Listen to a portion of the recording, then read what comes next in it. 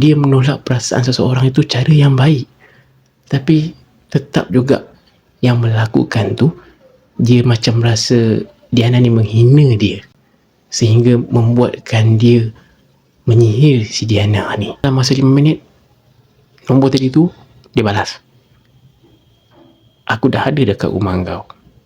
Terus Diana ni macam terkejut kejap, panik kejap. Diana masa ni dia kaku tau, dia diam guys. Tapi dalam hati dia masa tu meronta-ronta, dia cakap, "Aku tak hina kau pun, aku tak pernah pandang buruk dengan kau pun, tapi nak luahkan tu, nak cakap tu, macam dia kunci mulut." Hey guys, Assalamualaikum. Welcome to channel Faiz Cerita. Guys, terima kasih banyak-banyak kepada korang yang sedia untuk menonton video ni. Dan seperti biasa, aku mengharapkan kepada korang yang menonton ni, please stay tune sampai habis.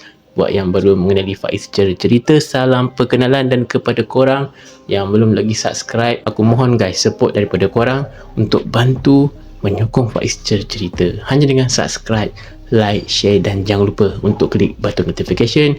Dan juga guys, diingatkanlah kepada korang, sedikit disclaimer, penceritaan hanyalah sekadar untuk perkongsian dan juga hiburan semata-mata. Sebelum aku memulakan penceritaan, aku nak memohon maaf terlebih dahulu sekiranya sepanjang penceritaan aku ni kalau ada tersalah cakap, terkasar bahasa atau ada bunyi-bunyi bising di sekeliling ni, aku minta maaf guys. Dan aku akan cubalah sedaya upaya semampunya aku untuk memperbaiki setiap kelemahan yang ada. Apa yang aku nak sharekan kepada korang untuk dalam video kali ni, kisah seram ni dikongsi dari seorang perempuan yang dikenali dengan namanya Diana, bukan nama sebenar. Pengalaman Diana ni, dia bagi tahu agak perit, agak trauma, dan memberi kesan juga guys ke atas diri dia untuk beberapa tempoh. Kerana kata dia, pengalaman seram ni berlaku atas sebab dia menolak cinta seseorang dan dia disihir guys. Kata Diana, dia menolak perasaan seseorang itu cara yang baik, tapi tetap juga yang melakukan tu dia macam rasa Diana ni menghina dia, sehingga membuatkan dia menyihir si Diana ni. Kisah Diana ni dah lama dah guys, lebih daripada 10 tahun yang lepas. Dia bagi tahulah sedikit pengenalan pasal diri dia ni. Dia ni bukan seorang yang suka mencari pasal dengan orang, dan dia ni tak suka nak mengguris hati orang ke perasaan orang ke bila dia bercakap dengan sesiapa pun. Macam mana benda ni boleh berlaku dekat Diana? Okey, macam ni. Syarikat tempat Diana bekerja ni ada seorang lelaki yang dikenali dengan nama Hakim, tapi bukan nama sebenar lah. Hakim ni kata Diana, pada awalnya dia sangka kan baik, sebab Hakim ni dia macam caring, adalah selalu ambil berat, selalu menghulurkan pertolongan. Macam kalau Diana ni banyak sangat kerja, tak sempat nak pergi rehat, Hakim ni datang, tanya nak makan apa, dia yang belikan. Senang cakap, apa yang Hakim tu buat dekat Diana tu, dia macam nak ambil hati lah. Sehinggalah satu hari tu, Hakim ni dia meluahkan perasaan dia dekat Diana ni. Dia cakap, "Diana, aku nak cakap ni, tapi kau jangan marah. Aku suka kau lah. Aku nak dekat kau." Diana pun dia tak adalah terkejut ke apa. Dia, yalah dah perasaan orang, dia hormat lah perasaan Hakim tu. Diana cuma mampu respon senyum. Lepas tu dia kata dekat Hakim, "Sorry Kim, aku rasa tak boleh kot, sebab aku tak terfikir lagi pasal hubungan, pasal cinta semua ni." Bila Diana beritahu macam tu, dia perasan reaksi wajah Hakim ni lain macam. Dia bagaikan seakan-akan Diana ni meludah dia. Reaksi yang macam tu lah apa yang nampak dekat muka Hakim bila lepas dia cakap macam tu. Dan si Hakim ni pun dia gelak-gelak macam gelak yang tak ikhlas lah.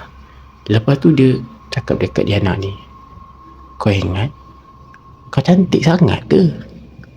Diana terdiam, macam apa pula ni.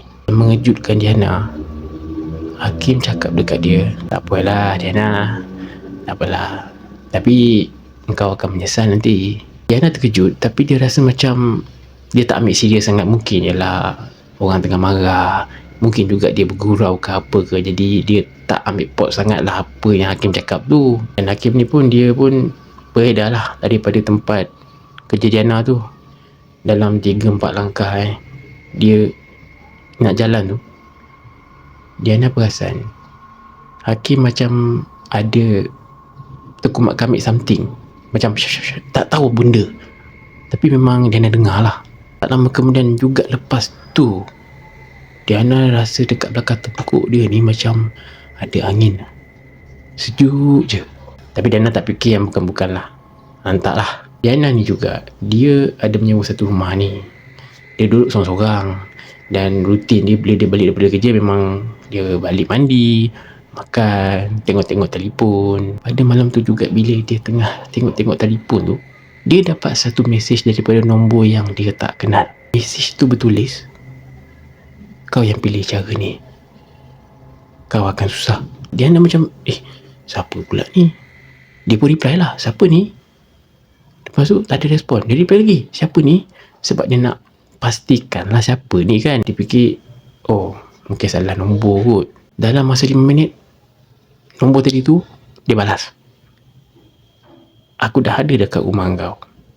Terus Diana ni macam terkejut kejap, panik kejap. Dia pergi tengok dekat luar tingkap rumah, buka pintu rumah tengok, tapi tak ada sesiapa pun. Diana cuba tenang-tenangkan diri, sebab dia rasa dia mungkin ada seseorang yang cuba nak prank dia. Diana pun dia tak nak fikir banyak pasal benda ni, sebab dia pun dah letih. Biasa nak pergi kerja gini. Dia pun off handphone apa semua, masuk dalam bilik nak tidur. Waktu dia nak tidur, dia dah bagi dekat katil.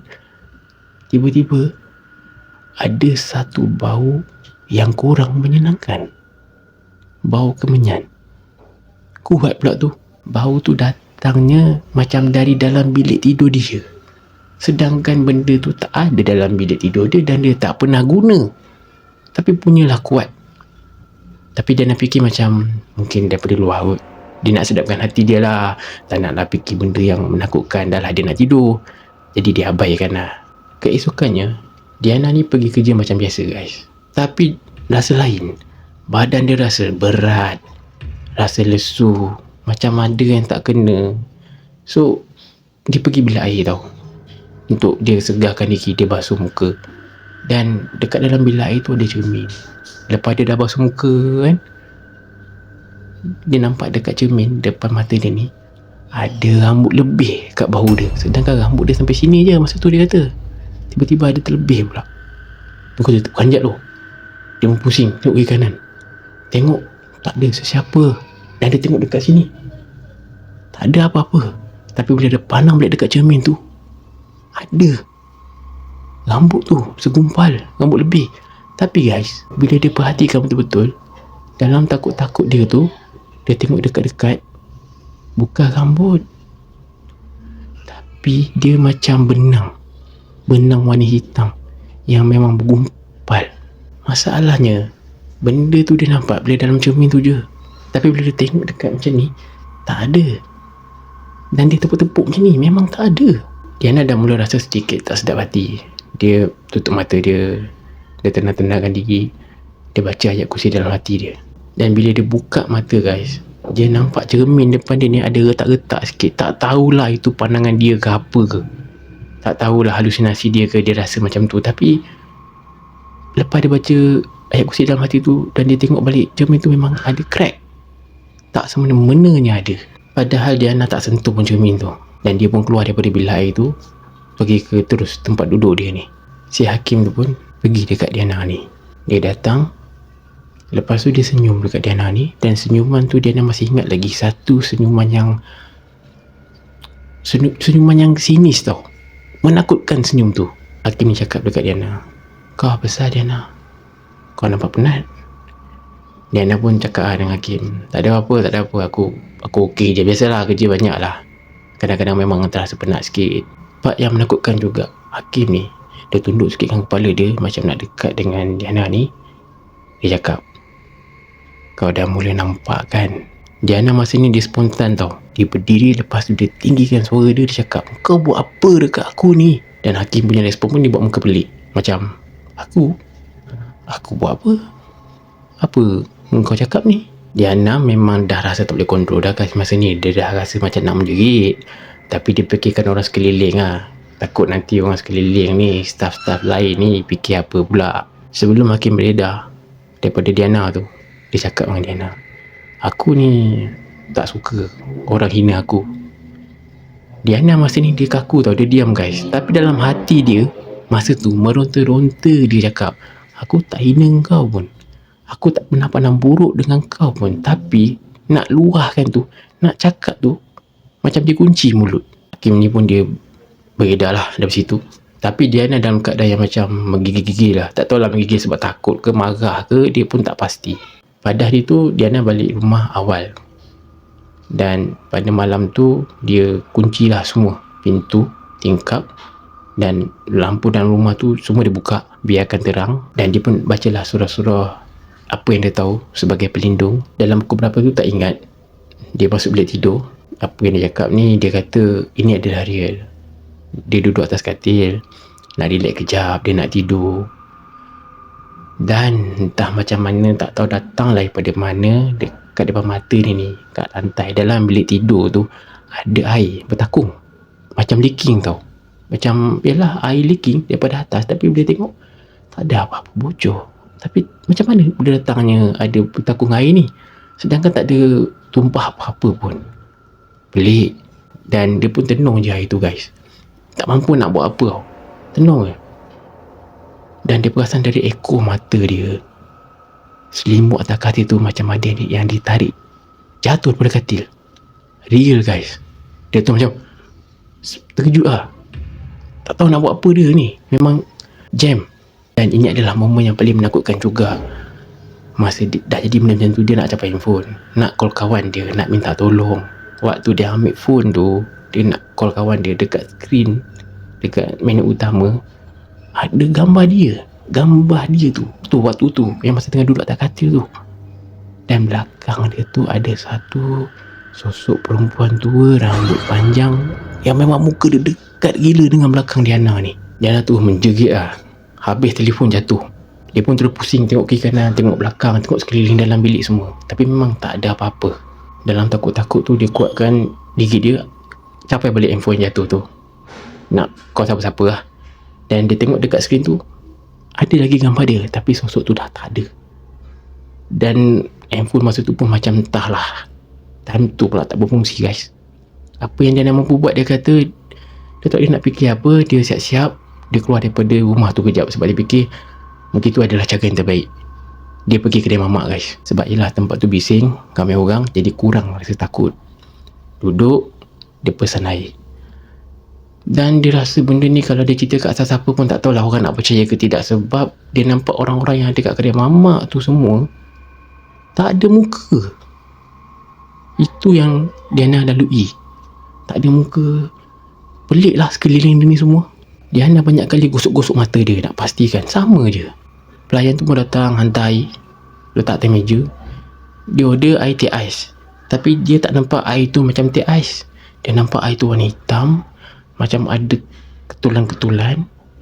Dan disebabkan dia terperanjat, dia pun tertampar cawan tu, jatuh cawan tu. Dia pun bangun daripada meja tu. Dan masa tu orang sekeliling ni mula memandang dia. Masa tu dia perasan, okey pula, tak sama macam apa yang dia nampak tadi. Dia pun keluarlah daripada kedai tu guys, beredar dari situ sebab tak nak berlaku macam-macam kan, sebab melibatkan ramai orang. Tengah dia berjalan nak beredar dari situ, dengar ada satu suara lelaki, "Diana, nak pergi mana?" Dia pusing belakang, dia tengok tak ada sesiapa pun panggil dia. Dan masa tu kata Diana, memang kalau tak kuat lah, memang tak tahulah, dia rasa dia boleh hilang kewarasan. Diana pun tak pusing dah mana-mana, dia terus jalan laju. Nak tak nak kena balik rumah juga, sebab tak ada tempat dah dia nak pergi. Masa dia dah sampai rumah, nak naik ke rumah dia ni, dia kena naik lift guys. Dan bila dia masuk dalam lift ni ada cermin tau. Dia punya pintu lift tu macam cermin, so boleh nampak orang kiri kanan depan belakang lah kalau ada sesiapa dalam lift tu. Bukanlah dekat tingkat rumah dia. So bila lift tu dah naik, tiba-tiba lift tu berhenti dekat tingkat lain. Bila pintu terbuka, tak ada sesiapa. Lepas tu dia pun cuba untuk tutup tau pintu lift tu, tak bertutup pula. Tiba-tiba macam bukannya hang ke apa, tak tahulah, macam jam sekejap. Dia tekan, apa tak nak tutup ni. Lama juga, dalam 2 minit macam tu lah. Akhirnya boleh tutup. Waktu pintu lift tutup tu, tung, ada satu sosok lelaki kat belakang dia tengah menunduk. Tak berani nak pusing, tak berani nak tengok sebab dia takut ni, sebab dia dah tahu ni bukan orang. Sementara lift tu nak sampai dekat tingkat rumah dia ni, dia adalah macam jenguk-jenguk dekat cermin depan ni kan, dekat pintu tu macam jenguk-jenguk curi-curi kan. Dan tengah-tengah dia tengok-tengok depan tu, sosok belakang ni dia angkat muka, senyum luas kan, mulut luas, lidah terkeluar macam ular, mata hitam, dan muka sosok tu sebiji muka Hakim. Memang masa tu Diana menjerit tutup mata, menjerit sekuat hatinya. Sampai je dekat tingkat rumah dia, pintu lift tu buka je, dia pun lagi guys. Tapi punyalah takut sampai terjatuh. Dan dia tak boleh nak bangun. Dia merangkak sampai depan pintu rumah dia. Dan pada masa tu memang tak ada sesiapa kat situ. Masuk di dalam rumah guys, Diana duduk dekat dinding, bersandarlah dekat dinding dalam rumah tu, menangis-nangis. Menangis dah macam tak ada hari esok dah, kata dia, sebab dia dah tak tahan sangat dah. Call mak dia, ceritalah dekat mak dia apa yang berjadi, apa yang berlaku, apa yang dia nampak semua. Mak dia terdiam sekejap.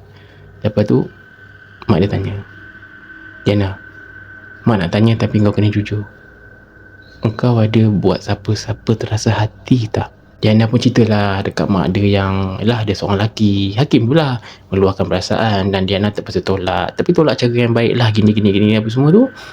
Jadi mak dia pun kata, macam ni lah, kau balik kampung. Kampung dia pun dengan tempat dia dah tinggal ni pun tak jauh.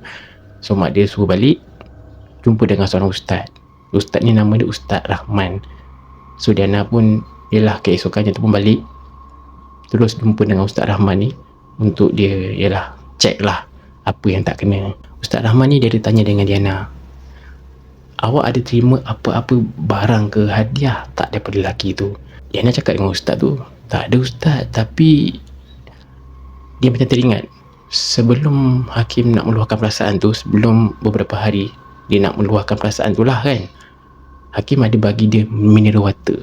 Sebab masa tu Alia ni batuk-batuk, tapi Diana taklah rasa yang bukan-bukan.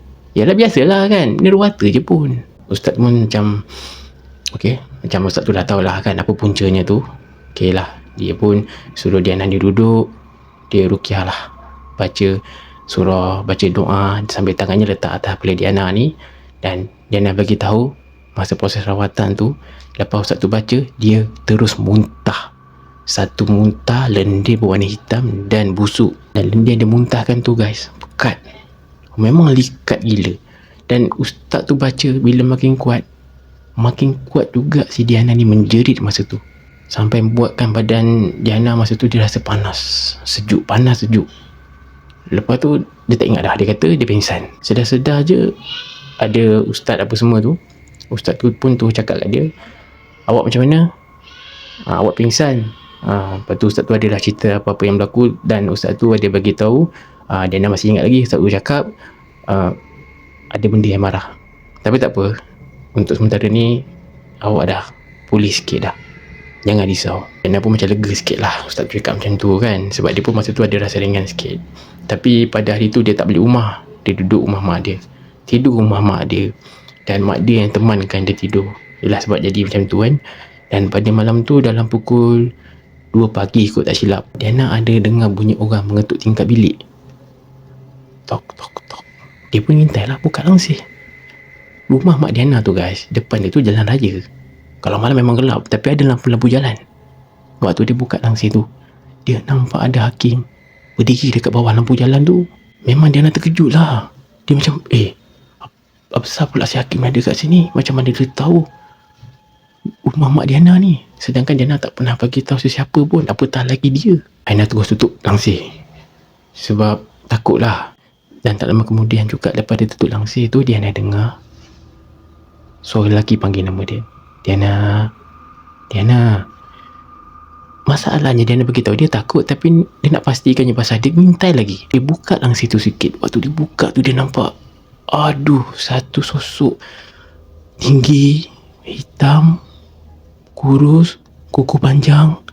Memang menyeramkan lah senang cakap guys. Dia menjerit, tapi yang pelik juga, dia menjerit, dia rasa suara dia tak keluar tau, tapi dia dah jerit sekuat hati ni. Dia nampak mak dia pun macam tengah tidur.